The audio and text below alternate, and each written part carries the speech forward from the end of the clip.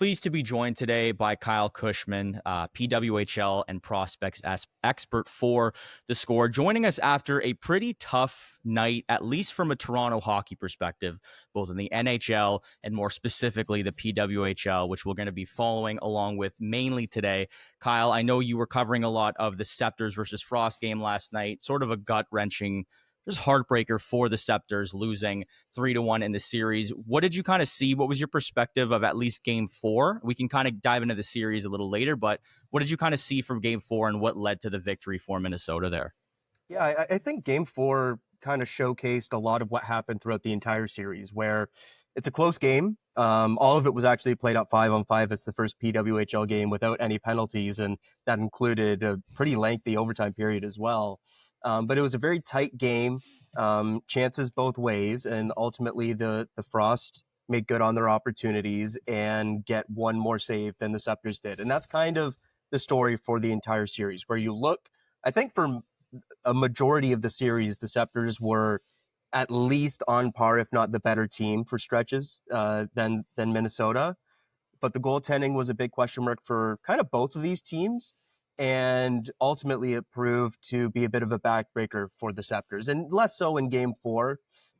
Specifically, both goaltenders played well, I thought, and both teams kind of just beat goaltenders with strong chances. And specifically looking at what Minnesota was able to generate in game 4, all 3 of their goals in regulation come off of net front traffic, deflected pucks and creating rebounds, or just deflected pucks going straight in. And then the overtime goal is like a 3-layered screen and a perfect shot from a first overall pick. Like, there's not a whole lot that you're going to be able to do to stop some of those things. So overall, when I look at the series and why Minnesota came out on top, I feel like they were the more clinical team, which they were in the regular season as well. It was the best 5-on-5 scoring team and the best offensive team in the regular season. They made good on those chances when they got them in the series, and they ultimately just got better goaltending throughout it. Yeah, and that was obviously a big, I'm just going to jump in quick here and just add that obviously it felt like goaltending was a big factor in this whole series. Carly Jackson playing their first game, I think second game for the team in 2 years with the squad. So obviously a tough position for them to kind of step in and make the saves, but the net front traffic led to a lot of the goals there. Didn't give them a lot of a chance to kind of step in and really take their position on this. How did you felt like CJ kind of handled that position, especially in sort of a tough spot with an elimination game heading right ahead of them? Look, that's a borderline impossible place to toss a goaltender into. When you think about what CJ has kind of been in the last handful of years, they were a backup goaltender in the PHF in that season with the Toronto Six, so didn't get a lot of game action then. Then obviously last season in the PWHL was the third string goaltender behind Erica Howe, and Kristen Campbell didn't get any games there, which you expect for a third string goaltender in a 24-game season. The opportunity to get in the crease just isn't likely to be there. And then this season, it was trending the same way until Reagan Kirk went down with an injury sustained in that last game, I believe actually against Minnesota before the international break. And so she goes on LTIR during the international break, and CJ steps into that backup role. And it was going to be interesting to see whether she got into a start or not before the end of the season. Ultimately, the Scepters gave CJ that start against New York just to get them an opportunity in the crease if they needed to go to her in the playoffs.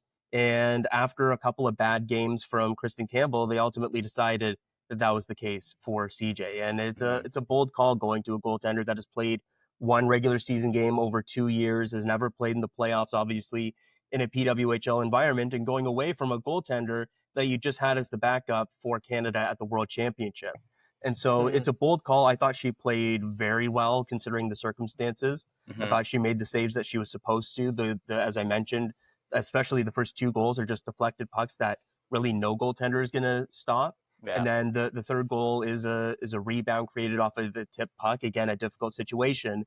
And then the overtime goal, just layered traffic like that, is basically what every goaltender coach doesn't want their goaltender to have to try and make a save through. So overall, the circumstance that CJ was put into, I thought they had a phenomenal effort, all things considered. But ultimately, when you look at the saves that Nicole Hensley made at the other end of the ice, she was just that little bit better, especially when you think about that save early on in that overtime period on the breakaway against Haley Skamura. that's a game saver and potentially a season saver for the Minnesota Frost there. That obviously gets overlooked because of an overtime winner, as is always going to be the case, but the Frost aren't winning that game without that big save from Hensley. Yeah. Now, this year to me, it kind of feels, and correct me if I'm wrong, but this series loss for Toronto at least feels different than last year, where last year it kind of felt like a blown series lead. This one felt like more even tilted. What was your perspective on like how Toronto played this whole series, and was it more or less disappointing that they lost this one, or was it more like this was an even more or even battle, I guess, going throughout the playoffs compared to what we saw last year, where they blow what I think it was 2-0 series lead, and then Minnesota goes on to win the inaugural Walter Cup. Like, what was the difference from this year to last year's Toronto team for you? Yeah, well, for starters, both series were completely different. When you think about a 7-5 game in Game 3 this year, the first 4 games of last year's series, the winning team picked up a shutout. Like, it was a very low-scoring, defensive, grinded out, one chance might win you the game series. And this year, it just wasn't the case. When you look at the results game over game and kind of some questionable goaltending on both sides, all 4 goaltenders getting into the series, a very different series than it was last year in that respect. And so for the Toronto team year over year, I think the one other big thing that you have to point to is Natalie Spooner and everything that went on with her. And ultimately, I think her impact in this series goes all the way back to last year in the playoffs, where Toronto goes up 2-0 in that series. They go to Minnesota Game 3, and Natalie Spooner tears her ACL on kind of an awkward play along the boards, and she's out for the rest of the series. Toronto doesn't win a game without her. They're done. Her recovery process went into the kind of midway point of this season. And when a player's coming back from an ACL injury, you don't expect them back at 100% by any means during that season that they come back. That's just an unfair expectation. And we didn't see that from Spooner this year, where she was an effective player to an extent, but she wasn't the dominant MVP, 20 goals in 24 games type player that we saw last year. And it wasn't fair to expect her to be that. So the question was, how could Toronto try and supplement that scoring? Well, they go out in free agency, they get Daryl Watts. I thought she was threatening in this series.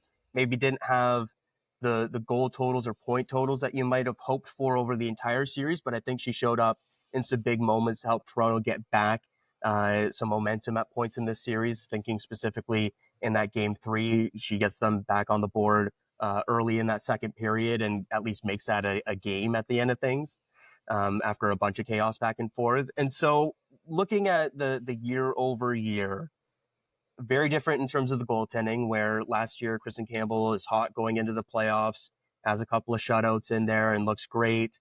You think about the Spooner injury and kind of the difference that makes, Watts coming in as a free agent. But overall, it's very similar makeup of team year over year. Like, there isn't a big turnover in terms of star players leaving or supplementary players leaving. Really, it's only additions being made to the roster. Like, there really isn't any subtractions, because the players that left in free agency were replaced by either equivalent or upgrades in free agency and through the draft and all of that process. So every team in the league got better this season. So in terms of the differences, I think Toronto got a bit more depth scoring this year, where you look at Julia Gosling and her impact on that fourth line and some of the third line moments that they had in this series. But overall, it comes down to a couple of key things that carry over season, and that's Sarah Nurse not getting on the score sheet in terms of a goal and being held off the score sheet for long periods of the series. And it comes down to, in key moments, the Minnesota team getting an extra save versus the Scepters. Yeah, and on the flip side, Kyle, too, obviously we know the Frost have beaten the Scepters 2 years in a row, and obviously went on to win the inaugural Walter Cup last year over Boston. No Boston, obviously, this year in the playoffs, but we don't know who the finalist is going to be with Minnesota there, Ottawa or Montreal. With that said, that series looks pretty close. Do you think Minnesota's kind of separated themselves over these first 2 years of the PWHL as kind of the team to kind of beat as we go forward in the future seasons, or what is it about that team so far that's allowed them to kind of seem dominating, even though they're not, top in the standings in the regular season. They come out in the playoffs and they just look great. So what is it about them as an organization or just on the ice? What are you seeing that allows them to just continue to be the best in the playoffs? Yeah, it's an interesting split where you talk about them as a quote unquote team to beat, but they've been the 4 seed coming into both of the playoffs. Yeah. Last year, they're not in the playoffs if Ottawa beats Toronto on the last day of the season. This year, they're not in the playoffs if they lose to Boston on the last day of the season. So it's like, sure, once they get to the playoffs, they obviously have proven themselves, That's certainly. But getting in there has been not as comfortable as you maybe hoped for, and maybe that has helped them early on in these playoff series or something like that. But when it comes to Minnesota and what makes them such a really tough team to go up against, I think I point most to the star power, which is the year-over-year thing, where Taylor Heisey is an absolute rock star. And last year in that series, she goes without a goal for the first 4 games of the series. Game 5, she scores the game winner and then ices the game with the second empty netter, goes on to win playoff MVP with the absolutely incredible run in the PWHL Finals. This year, Game 1, that Toronto won fairly handedly in terms of dominating play for the first 2 periods and then kind of letting it slip in that 3rd period. That's the only game that top line for Minnesota wasn't clicking, where Renata Fast and that top defense pairing for Toronto really shut down that unit of Coyne Schofield, Heisey, and Michaela Cava. Games 2 through 4, that line was absolutely clicking. And you look at the end of the series, and Taylor Heisey has 7 points, and her only goal in the series is the overtime winner to sink the Scepters in Game 4. And so a lot of it goes to Heisey and kind of what she does as that star center at the top of the lineup. But they have a lot of pieces around that. Kendall Coyne is obviously a phenomenal leader in terms of you look at her entire career, the experiences she has overall. And this year specifically, she's really been a factor in the playoffs. Michaela Cavish has won 4 straight league championships across 4 different leagues and has won playoff MVP in 2 of those, and probably could have won MVP last year as well based off of her play in the finals. She had 2 goals on Sunday, had a goal in Game 2 as well. Phenomenal playoff player there. But I think you look at the forwards and kind of the production you get there, and that's important.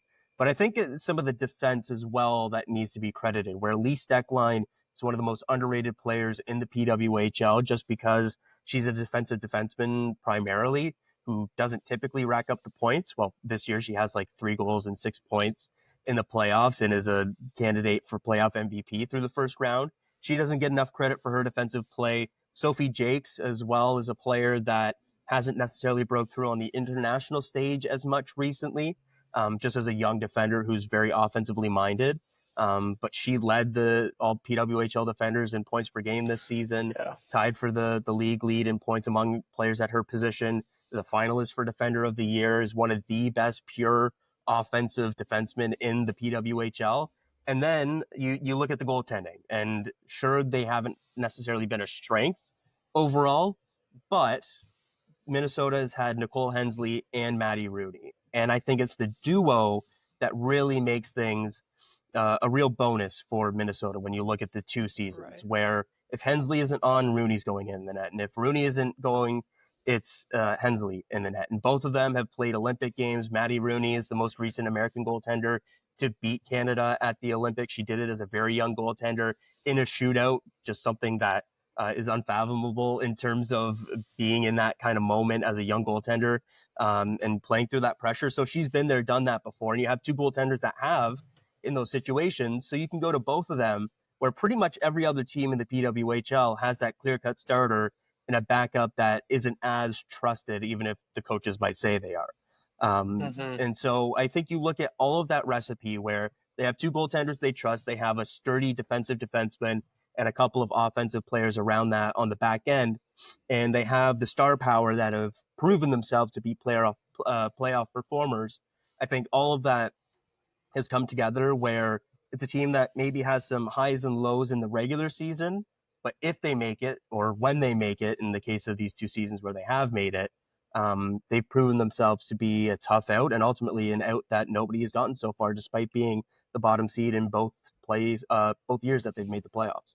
Yeah, and I wanted to bring up, because you mentioned about Taylor Heisey. She has 7 points in 4 games, like we said, but her stats just, they might not seem like number one overall pick level in the regular season. Last year in her rookie year, she had 13 points in 19 games. This year, 22 points in 29 games. But in the playoffs, she just becomes a different player, it almost feels like, and elevates her game. Do you think she's like separating herself as like the number one player in the PWHL at this point? I wouldn't go that far. There's still a couple players that are ahead of her in that regard. But she's still in like her mid-20s and is going to be that type of player in the near future. Like you think about her progression here, and before the PWHL started, you go back to the 2022 Olympics that Canada won there. Heisey wasn't on that roster. A few months later is the August World Championship.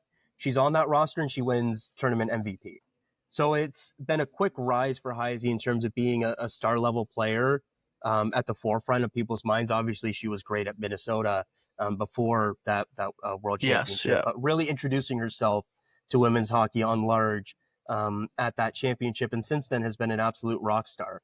When you think about the production that she's put up in the NCAA, her performances for Team USA, and specifically her playoff performances here, where in that first season in the PWHL, she got banged up a little bit, didn't play all the games, was injured throughout that season, was battling a few things with an injury sustained at the rivalry series. But then by the clutch moments of Minnesota's season, she was the one who was there and was the one taking home playoff MVP. And very similar to this season, where she wasn't necessarily the top offensive player in the league by any means. Like it's Sarah Fillier, that's the one that's getting the attention as the kind of young, exciting scorer that's nominated for top forward. But in these clutch moments, it's been Heisey that has been the one rising to the occasion for Minnesota consistently here. So she's so much fun to watch. She's great on the puck, great puck transporter. And Ken Clee's consistently been trying to get her to shoot the puck more. And we saw that in game 4 there with the game winner. And not just that, going into game 4, she had obviously had the assists going into that game, but she only had like 2 or 3 shots on goal in the entire series. And she had 6 shots on goal in that game 4, and obviously the game winner. And not just that, she has the shot that's deflected home by Kendall Coyne on that first goal as well. So a real statement game from Heisey. And coming into this season, I had her as one of the top 5, top 6 players in the world, and she's solidified that for me. Even if she hasn't necessarily had the super high-end offensive totals in the regular season, keeping in mind that the PWHL is lower scoring, so you do expect a little bit of those lower totals. But even said, I think her moments when it matters most have really shone through and kind of showcased her true talent level here. Yeah, series clinchers in back-to-back seasons against Toronto. Like, there's already a rivalry after 2 years. It feels like and a Brad Marchand. Shots at that. Oh, unbelievable! Either. Yeah, no kidding. It feels like a Brad Marchand for the Leafs type thing already. Which you need the rivalries early in the PWHL. I love to see it. And before we finish and we transfer sort of over to the other series, which is ongoing and very, very tight, and I'm sure we'll get into that. My girlfriend went to game 2 at Coca-Cola Coliseum. We live in Liberty Village. We see sort of the support that the Scepters have gotten after just under 2 years in the city. And you're really competing these playoffs with the Toronto Maple Leafs, the same scheduled days for a lot of the earlier games, but you're still seeing, a lot of support for the Scepters in the arena, outside of it, covering the PWHL and writing for, Toronto Scepters and updating, obviously, the world on how they've been doing. Have you felt like the city has really embraced this team over a couple of years and is essentially only going to grow better moving forward? Absolutely. When just living in the city, I think, is how you kind of get that vibe. And when you're walking around, whether it's a game day or not, like, you will see people wearing Toronto Scepters merch. And it happens fairly often as well. It's not just kind of like a one-off, oh, hey, that's cool, and then it's like 3 months before you see something else. Like, it's pretty regular. And for a Toronto team that's 2 years old, in a sport and kind of a frame where you look before that and you didn't really see Toronto 6 merch around all that often. You didn't really see Toronto Furies merch all that often. It's really cool the impact that the league overall has had this early on. And I think that some of the markets have had early on as well. So yeah, I think sky's the limit in terms of that popularity, where you look at in year 1, an official sellout at Scotiabank Arena, and doing that again in year 2. And just kind of the exciting growth of the league. Like, they've done this in non-Olympic years. And always the talk with women's hockey is, you get the huge rise and huge support in that Olympic year in February, and then 2 weeks later, you're like, well, we probably won't see these names or faces again for at least another year until the World Championships, but Yeah. for most people en masse, for another 4 years. And so now there's a league where people can have those moments and watch these players and become attached to them through just being a fan of the team. But you can also have that opportunity to grow the sport even more by having an Olympics in 26 and then going back essentially right into a stretch run into a playoffs, which is going to be phenomenal to watch when that comes. So it's a really exciting time in women's sports going into this 2026 kind of cycle. And yeah, when you think about just kind of the upcoming future immediately for Toronto women's sports as well, where AFC Toronto just started up and is going to be a thing throughout the summer to keep the women's sports stuff flowing. And then by next year, you're going to have the Toronto Tempo sharing the Coca-Cola Coliseum. That's really going to become a venue for women's sports. It's a very exciting time. And absolutely, you see the Scepter stuff all around town already. And I think it's only going to become more prevalent as the years go on.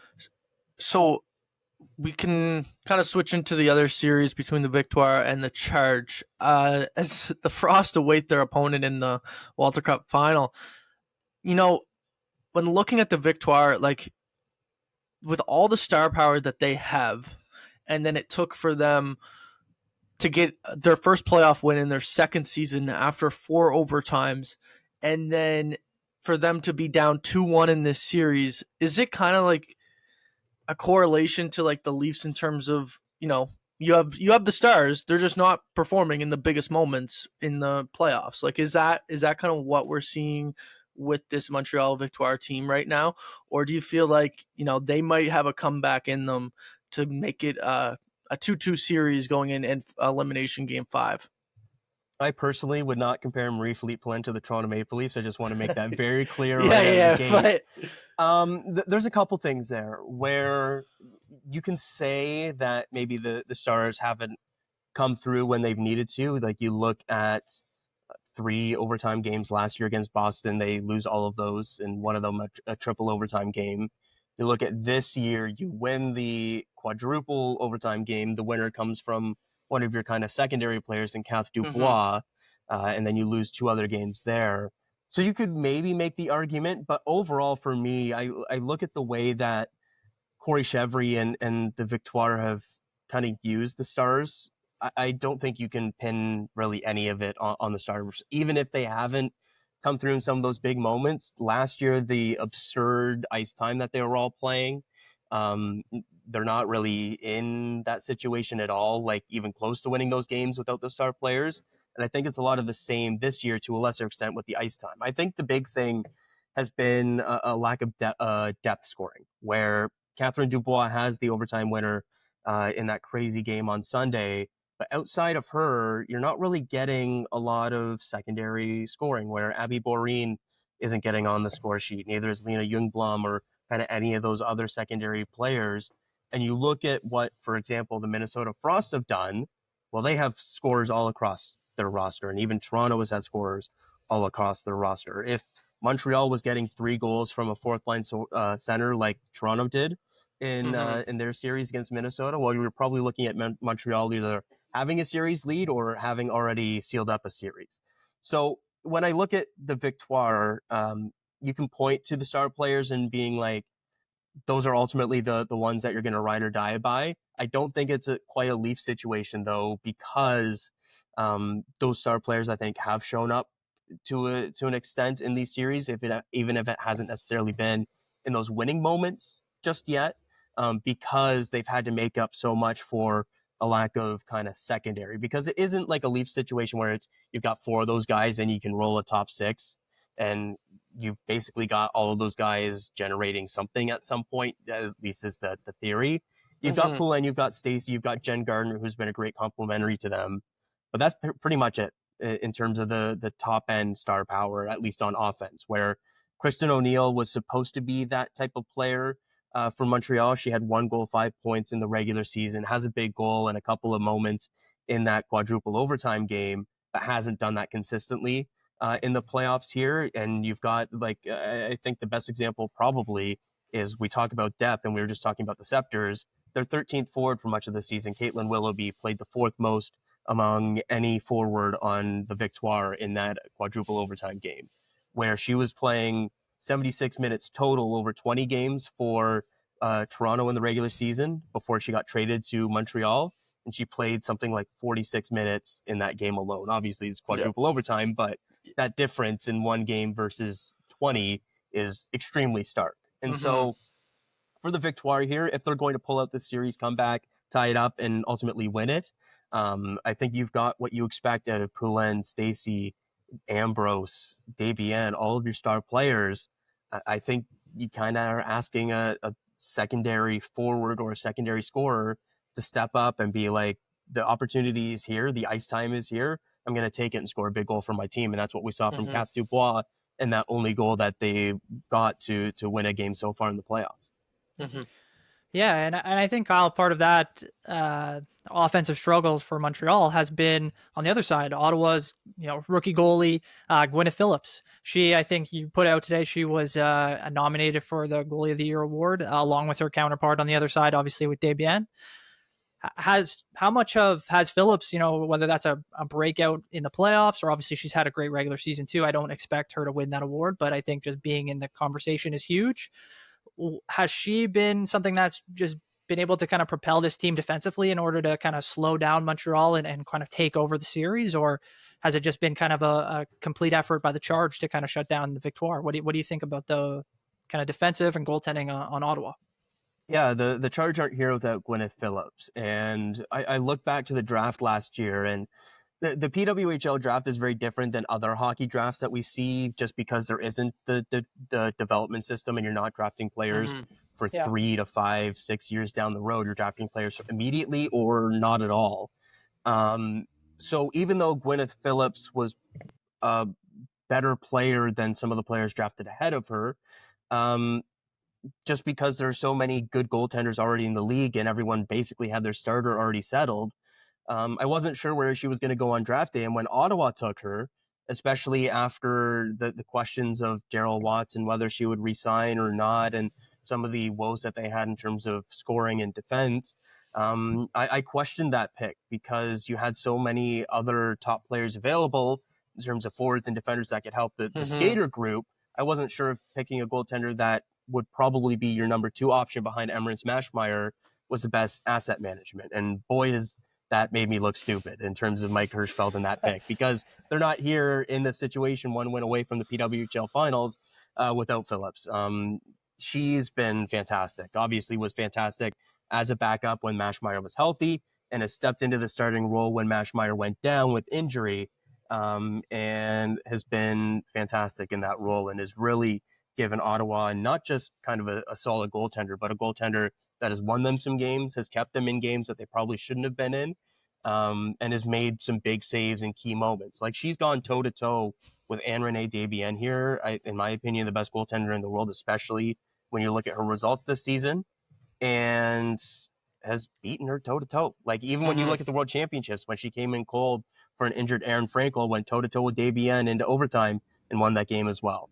It takes a cold-blooded type player to go out and succeed in some of those tough moments. And Gwyneth Phillips has done that behind a defense that I think has been good as well overall. But I think Phillips has really been the star there in terms of the team defense overall. Yeah.